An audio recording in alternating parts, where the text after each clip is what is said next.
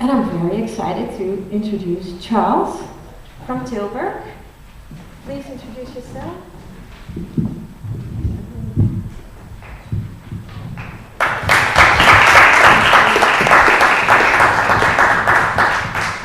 Hi, my name is Charles Noussair. I'm a professor of economics at Tilburg University, and I've recently become interested in the economics of artificial intelligence, anticipating how it might change our economy. And so, I put my economist hat on, and I've been trying to kind of think through what our future might look like if artificial intelligence advances rapidly. So I don't claim that this is a preferred vision or desirable vision. This is sort of what would happen, sort of a business as usual vision, what might happen, sort of the natural course of events, the natural evolution of events, if nothing has changed. Okay, so let me master all these things here. Okay, so let me start by showing you a graph. So I'll put my professor hat on here for a while. This is the world GDP from 5000 BC to 2000 AD. Now, what is GDP? GDP is a measure of the production of an economy. Okay, so I think Fernando would agree with the statement that this is not really a measure of wealth, it's really a measure of production. Some people take it as a measure of wealth, but it's really just a measure of how much is being produced. Now, if we look at this is the agricultural era from 5000 BC till about sometime in the 1600s, and the industrial era is in red. So there's a really strong transition here, which has been termed a singular event. So the transition between agriculture and industrialization was a singular event. Now, how drastic it was. Now, this graph is on a log scale, which means this is 1, this is 10, this is world product, this is 1, this is 10, this is 100, 1,000, 10,000, 100,000. Okay, so since the industrial era began, we've gone from 100 to 100,000. So when the industrial era arrived, the doubling time for world output changed from every 900 years. Before that, it took 900 years for world output to double. Since the Industrial Revolution, it's become every 15 years. Okay, so the question to ask, could a new singularity be imminent? Could there be another kind of kink here that will really make production increase rapidly? So this reduced the doubling time by 1/60th. If that happens again, then world output would double every 3 months. Okay, now there's a whole movement of people called singularitarians who claim that this could occur, this new singularity could occur anytime between 2045. This is the time frame that Ray Kurzweil, the most famous singularitarian, has proposed, until 2140, which is a more conservative time frame. Many people in this movement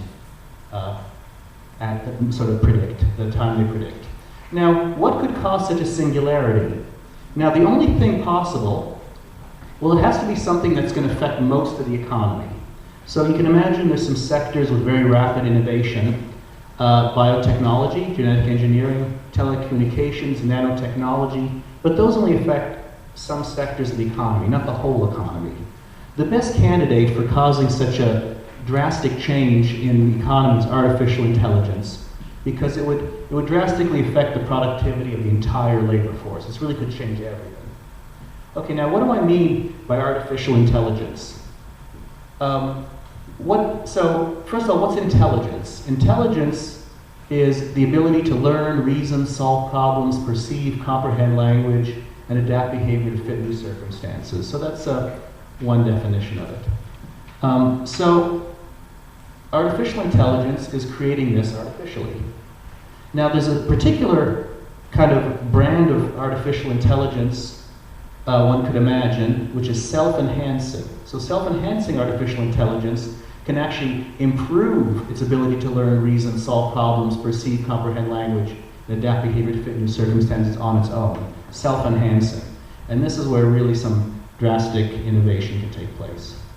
Now, it's important to realize that the capability of our biological intelligence, our brains, which evolved naturally through evolution, it's fixed. So about 1,000 calculations per second. That of artificial intelligence is growing exponentially. So if you think of it as computing power, the fastest computers are now can do 1 million times more operations in a fixed period of time as a human brain, and that's growing really rapidly. So this is really quite a phenomenon.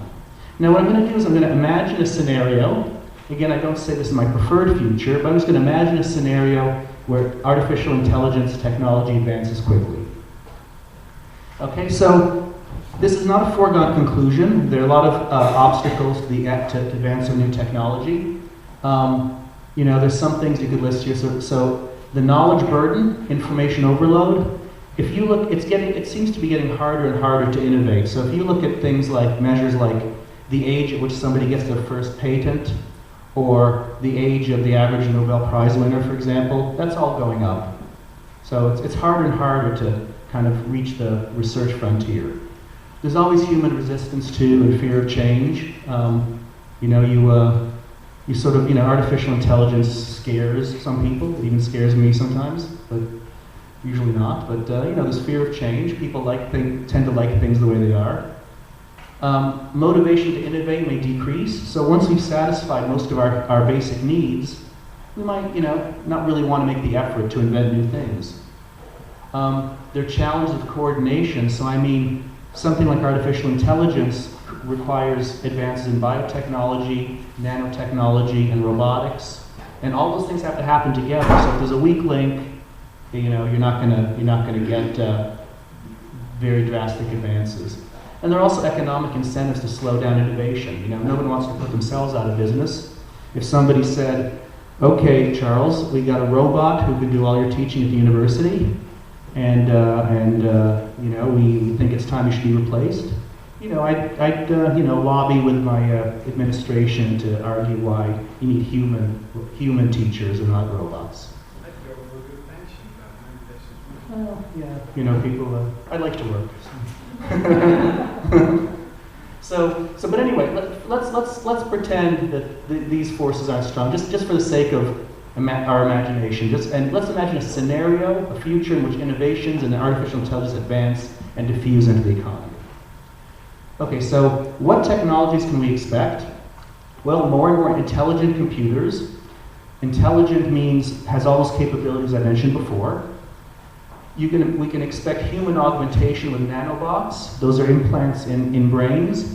There's already been really incredible advances in brain-computer interfacing, in which people can have neurons in their brain directly connected to mechanical devices and manipulate them. Robots throughout the economy and society, and it seems that whole brain emulation or mind uploading is feasible in the next 50 years, which means taking the entire contents of your brain and storing it on another platform. Whole brain emulation. So the enabling precursor technologies, all this is going to require advances in biotechnology, nanotechnology, and robotics. Those are the precursor technologies. Okay, so what are the implications of all this? Well, if you think through the consequences, we may go from being Homo sapiens to Robo sapiens. We'll have so many artificial parts that there would really be no clear distinction between humans and machines. So we'd have a human-machine civilization, and you can imagine that's the next stage of evolution. We can anticipate Methuselarity, which are great increases in lifespan. I'll come back to that in a couple of minutes. Robot labor throughout the economy will cause higher productivity, lower costs of production, and lower prices. And a host of new ethical issues will be raised. So, for example, there's a movement that advocates first the development of friendly artificial intelligence, whose prime mission is to protect humans, and to concentrate on this to prevent threatening artificial intelligence that might threaten human beings. And then there's a whole a series of ethical issues on machine rights. So, should robot workers have rights like other workers? Should robots be allowed to vote? Who has more? Suppose we're in a world where there's a man-machine civilization. Are people who are more human, have more human components, should they have more rights than people with fewer human components? So there's all kinds of host of ethical issues that can be raised. Now let me really put my economics hat on and think through the implications of having robots throughout the economy and mind augmentation. Okay, so let's kind of do this thought experiment. Let's kind of take traditional economics and try to apply it to this sort of issue. So what you can do is you can imagine a spectrum of tasks that can be ranked by how good humans, possibly augmented humans, perform relative to robots. So, you know, the robot might be better than me at everything, but the robot's a much better teacher, but only a somewhat better gardener. So the robot's really much better at, you know, teaching, but only a little bit better at gardening. Now, economic logic dictates that no matter how productive robots become, even if the robot's better than me at everything, human labor would still be used. It's still a valuable resource that won't go unused. So the notion that labor-saving technologies like robots would reduce the demand for labor, that's called the Luddite fallacy. It's not really this is not a kind of a consequence of economic analysis. Economic reasoning can't lead you to this conclusion. But there's kind of if you think about it, there's sort of a bit of a scary implication, which is known as Moravec's paradox, after Hans Moravec, the Austrian futurist. He noted that high-level reasoning is pretty easy for computers. So robots will be good at high-level reasoning, but it's much harder. They're much less good at sensory motor skills. So the logical conclusion is, and expressed succinctly by Steven Pinker, who writes, It'll be the stock market analysts and the petrochemical engineers that are going to lose their jobs and be replaced by machines. The gardeners, receptionists, and cooks are securing their jobs for decades to come. Okay, so that's kind of a bit of a surprising conclusion you can draw from this analysis.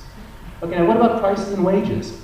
Well, with all this more production generated by robot labor, prices will become much lower because of greater efficiency, and the average person will be able to consume more. Now, can we say anything about wages? Well, there's an old proposition called the iron law of wages. So, during the Industrial Revolution, it seemed like there was a really inexhaustible supply of labor that could move off farms and work in the factories, and new factories being built. And so, logic would dictate, if you could always get more and more labor, that wages would equal just the cost of keeping those workers from starving. Okay, that was the conclusion. What happened? That didn't really happen because it turned out there weren't, you know, at some point, people weren't willing to work for those low wages. Wages kept going up. There wasn't an inexhaustible supply of labor. But in this new world with robots that can be built, just you can keep building and building robots. This law of wages really might apply. And so, in that case, robot wages will just equal the cost of keeping the robots running. Now, what happens to human wages will depend on whether the artificial workers in the economy, the robots, make you more or less valuable in a world with robot labor. So, imagine a world where, for example, all taxi drivers are robots. You don't want to be a taxi driver yourself. You're in trouble. You'll be replaced. But you'd love to be the person who owns the cab company, because then you'll make more money. So it really depends on whether it makes you more or less valuable in a world of robot labor. Now, it also depends on how strong preferences are for human labor.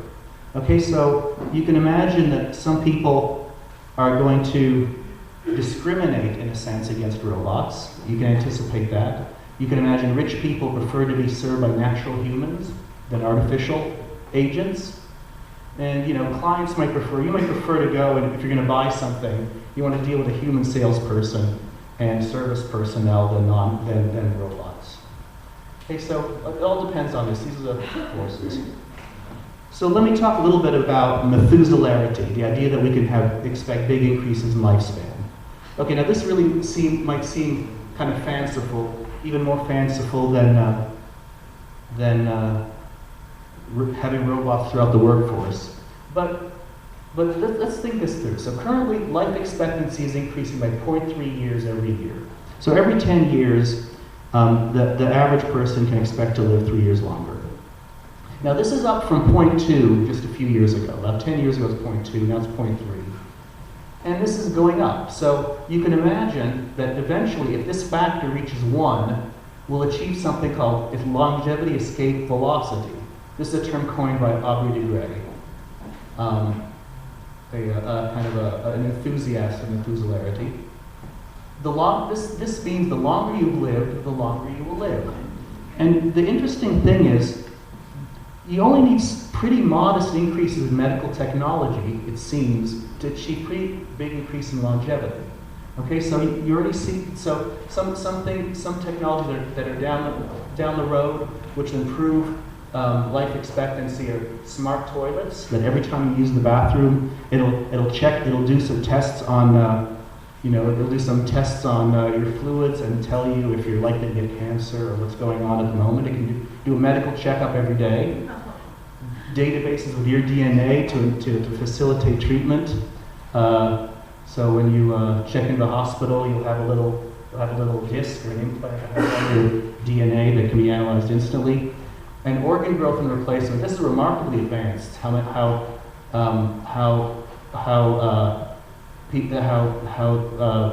we're able to grow organs artificially.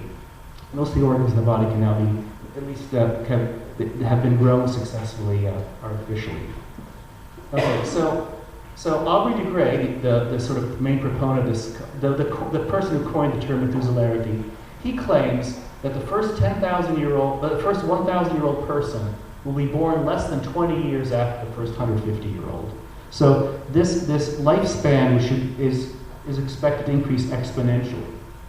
Okay, now in such a world, let's imagine such a world, most deaths would be caused by accidents or catastrophic events, because regenerative therapy would reduce age-related morbidity. So most deaths would be caused by accidents or catastrophes.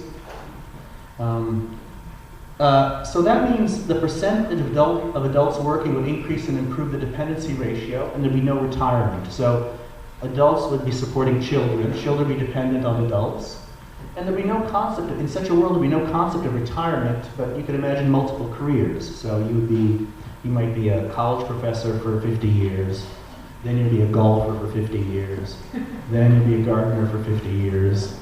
And you will be married with the same person? And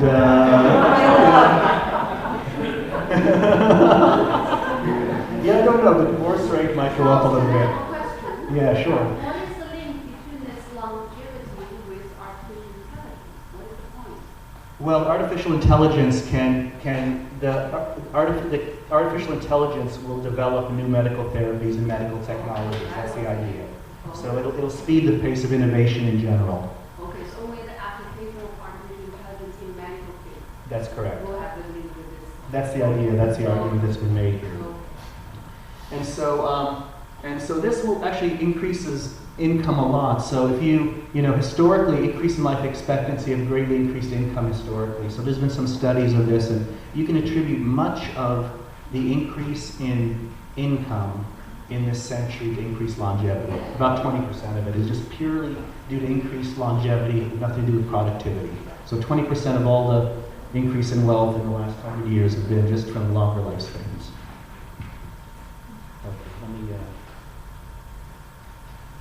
Okay, so let me make a kind of my last set of ideas here. I want to introduce about happiness. Will artificial intelligence increase happiness? After all, that's what we're all after.